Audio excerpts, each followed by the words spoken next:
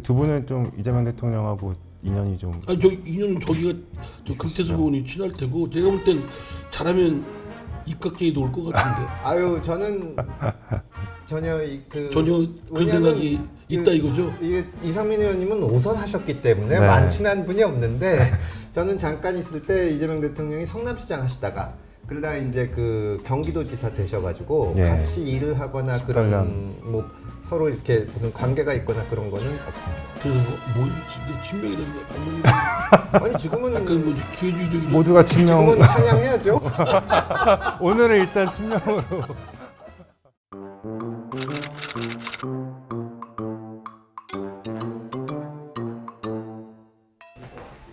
안녕하세요. 예, 안녕하세요. 안녕하십니까. 올라가요? 네. 이거 급하게 하느라 원래 풍선 붙이는데 막 떨어졌어요. 붙이다가 터져가지고.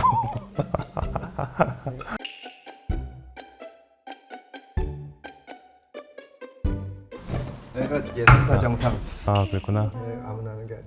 앞에서 하는 얘기보다 뒤에서 하는 얘기가 더 솔직하고 재밌다. 새 정부 출범과 함께 법정모독 커튼콜 시작합니다. 오늘은 금태섭 이상민 전 의원님 모셨습니다. 어서 오세요. 안녕하세요. 안녕하십니까. 네.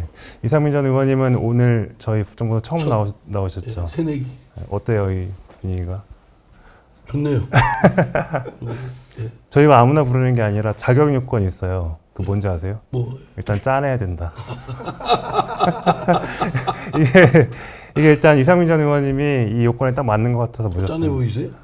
그래서 모셨습니다. 저 웬만하면 잘 나가고 있어요. 그저 오선 의원을 지내신 분은 아, 그렇죠. 육선인가요, 육선? 5선입니다. 5선이었습니다. 네. 아마 또 6선 하실 거예요. 네. 아니 뭐 금태섭 의원이 볼 때는 좀 내가 휘황찬하게 보일지 모르지만 5선이건 초선이건 국회의원 떨어지면 다 똑같아요.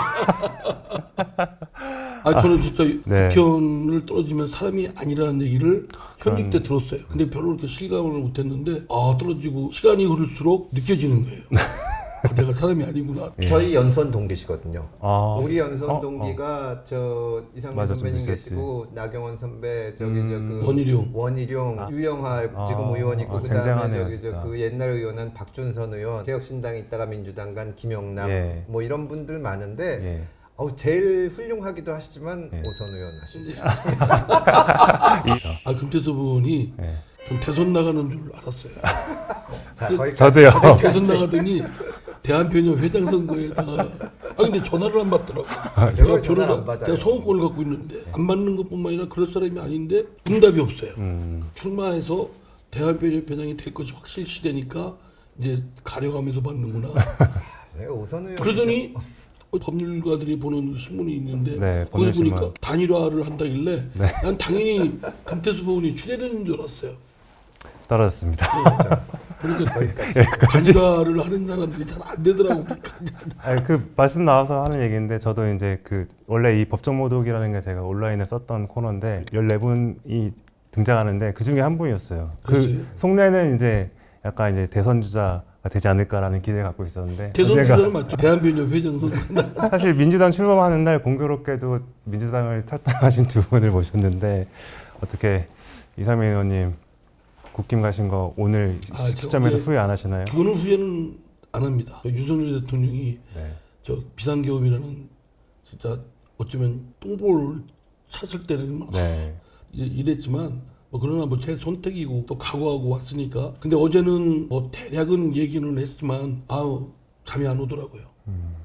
솔직히 그 저는 민주당 내에서는 이재명과 그 관련된 사람들의 대통령, 예. 부조리와 저는 투쟁했던 사람인데 정작 그 본인이 이제 대통령 자리에 올랐잖아요. 네. 또 형사 피고인이고 그건 저로서는 도저히 받아들이기 어려운 부분인데 아마 저같이 생각하는 사람들은 밤잠을 이루기가 쉽지 않았을 거예요. 반정부 인사로 예? 찍히시는 거 아닙니까? 오늘 나는 출범했는데. 뭐 네. 이재명 정권에서 네. 핍박을 당해도 각오돼 있지만 저기 금태섭 의원은 아마 저는 뭐 그런 악연은 없습니다. 아니 사실 친명 아니에요? 친명? 아니 사실 금연님은 그때 친문때 당을 떠나셨죠. 그 친명입니다. 민주당에서 친명. 국회의원 할 때는 예. 이재명 대통령이 소수파였어요.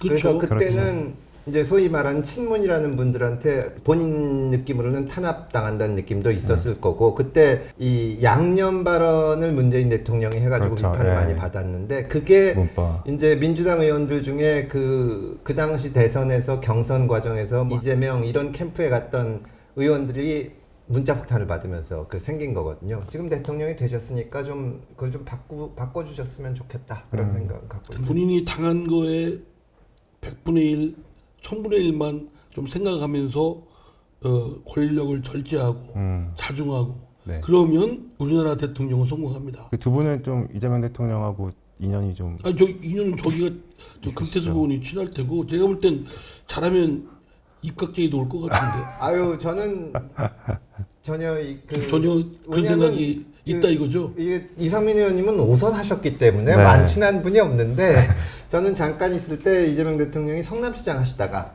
그러다가 이제 그 경기도지사 되셔가지고 예. 같이 일을 하거나 18년. 그런 뭐 서로 이렇게 무슨 관계가 있거나 그런 거는 없습니다. 그래서 뭐예요? 지금 친명이라는 거야, 반명이라는 거야. 아니 지금은 약간 뭐 기회주의적인 모두가 친명. 지금은 찬양해야죠. 오늘은 일단 친명으로. 제가 볼 때는 지금 저 이번에 그 예. 총리를 김민석 예. 의원으로 내정했다고 발표를 내봤는데 김민석 의원보다는 우리 금태섭 의원이 훨씬 낫죠. 그런데 왜 그런 좀 제가 볼 때는 주위에 예. 자기한테 자기를 몸바쳐 이재명 대통령을 위해 그 몸바칠 사람들을 포진시켜 버리면 네. 갇혀버립니다. 그러니까 갇히지 않기 위해서 사실은 다른 얘기할 수 있는 사람, 쓴소리 할수 있는. 다른 데와 통로가 채널이 연결돼 있는 사람들을 네. 써야죠. 그럼 자기를 보존하는데 그게 더 훨씬 유리한데 생각이 넓지를 못한 거예요. 그러면 자기 당장은 자기한테 이제 달콤한 얘기 또는 쓴 얘기 안 하는 사람이 좋겠죠. 근데 그러다 보면 다치게 됩니다. 속을 높이 쌓게 되고. 그럼 일단 말씀 나온 김에 어쨌든 이재명 대통령한테 덕담 한 말씀. 그 금태섭을 써라. 알겠습니다. 전 의원님은 달콤한 말씀만 드리겠습니다.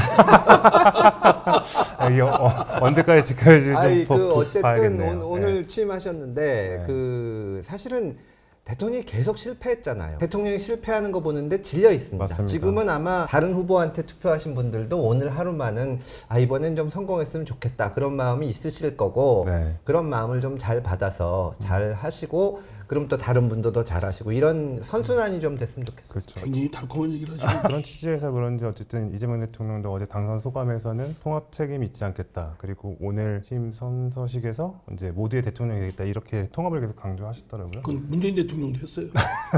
문재인 대통령도 뭐 예. 말도 멋있게 하고 뭐. 근데 윤석열 대통령은 아마 통합을 안 꺼냈던 것 같아요. 윤석열 대통령은 취임사가 되게 이상했죠, 진짜.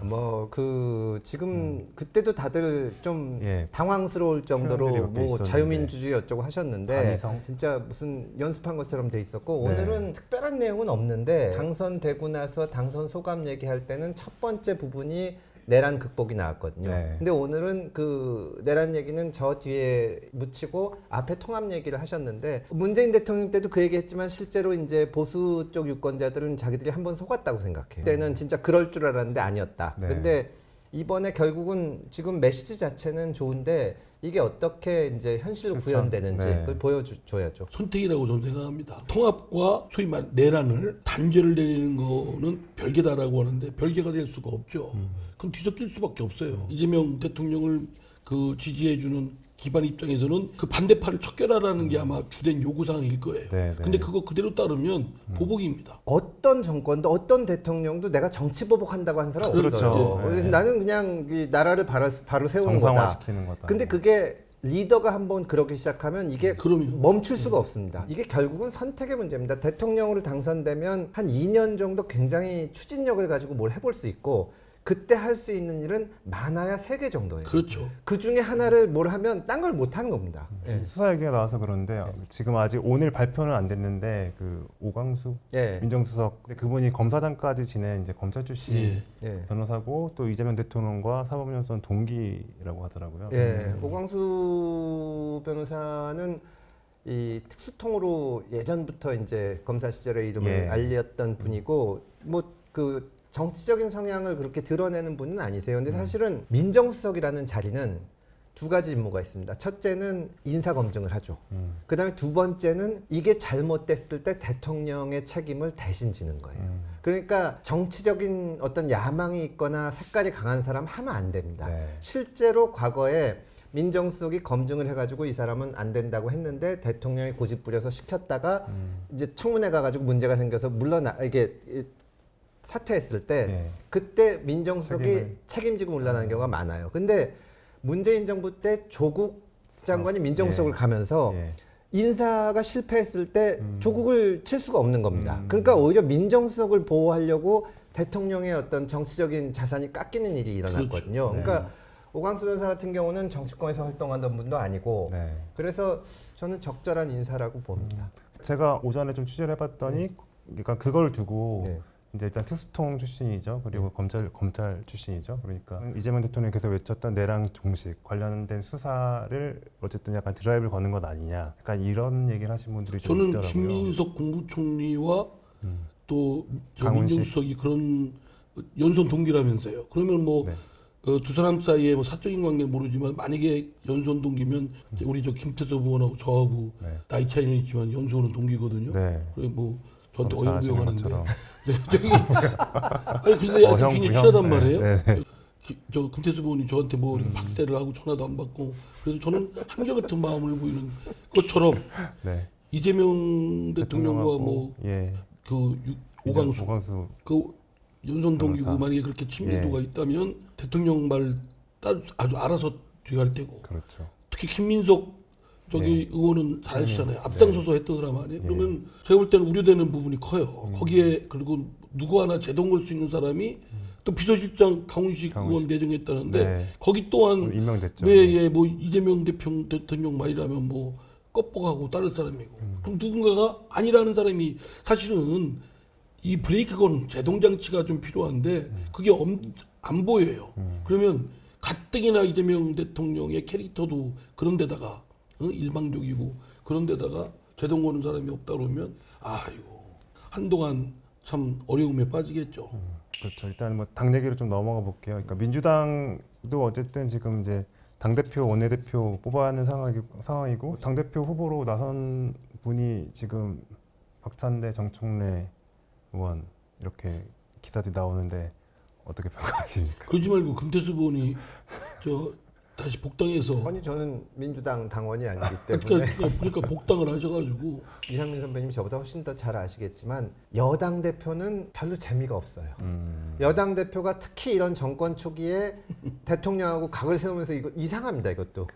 그런 경우 있었죠. 추미애 대표. 아 그러니까 다들 이상했잖아요. 그러니까 그렇죠. 사실은 당 대표를 해보신 분들은 역시 야당 대표가 야당 대표는 정말 하고 싶은 말도 다 하고 이러는데 그래서 이상민 선배님이 하려면 제가 민주당 가서 당 대표 출마할 수는 있지만 그래봐야 지금 정권 초에는 어쨌든 당정이 아무래도 이 하나로 갈 수밖에 없기 때문에 네. 그렇게 갈 겁니다. 근데 그렇게 하나로 되는 것까지는 좋은데 우리가 어쨌든 지난 정부에서 근데 당정 관계, 그러니까 친윤이 장악한 당에서 윤석열 대통령이 행사하는 여러 가지 뭐 지시나 뭐 이런 것들 때문에 뭐 이준석 대표 쫓겨나고 이런 것들을 많이 봤잖아요. 그 수직적인 당정 관계 때문에 그런 게 좀 걱정되는 부분이 있긴 그렇죠. 있어요. 이제 이 당이나 저 당이나 네. 할 것 없이 대통령 권력과 그 적절한 그 긴장 균형 관계가 돼야 되는데 그게 아니라 그냥 맹종이었잖아요. 네. 거기서 대통령실에서 시키면 그냥 따라서 하고. 근데 지금 상황은 뜻이 있으면 따르는 게 아니라 더 앞장서서 지금 하려고 그러죠. 아마 대통령이 말려야 될 거요. 이제 민주당 내에서는 네. 충성 경쟁이 아마 불붙을 거라고 생각됩니다. 그러니까 그거를 민주당 내에 그런 현상이 밖에서 보기 정말 심각한 정도라서 사실은 리더인 대통령이 공개적으로 한두 번 브레이크를 걸어줘야 됩니다. 그렇죠. 이게 정권 망치는 거다. 이 대법관 증언법 같은 거는 어떻게 조정을 해가지고 이 선거 과정에도 그랬잖아요. 저 예. 비법률과 대법관 가는 법 만들었다가 네. 그거 브레이크 건 것처럼 그렇죠. 그렇게 해야 됩니다. 일단 민주당의 미래도 궁금하긴 하지만 이제 야당의 미래도 상당히 궁금해요. 이제 우리 의원님이 속해 계신 국민의힘 미래. 야당은 같이 야당 아니에요? 당적이 저는 없는 무소속. 것으로. 당적이 없는.